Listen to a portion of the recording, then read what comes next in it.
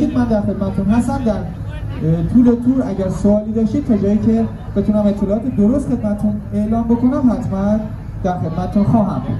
چند تا نکته کوچیک ولی مهم رو بگم، کارمون رو ادامه بدیم با شما عزیزان. ساعت‌ها رو یه بار همه با هم چک بکنیم دوستان. 10:29 به وقت استانبول هستش. خواهشم از شما اینه که زمان رو خیلی رعایت بکنید. داخل جزایر به هیچ عنوان امکان صبر کردن و برگشتن برای مسافرایی که دیرتر از ساعت دپارت میان نخواهد بود و مجبوریم که طبق برنامه اگر که دیرتر از تایم دپارت تشریف آوردید خواهش میکنم دیگه جای گله و شکایت نباشه. تورمون به صورت گروهی هستش و مجبوریم که طبق برنامه عمل بکنیم. سرویس‌های بهداشتی در به انتهای کشی سمت راست و چپ برای خانم‌ها و آقایان.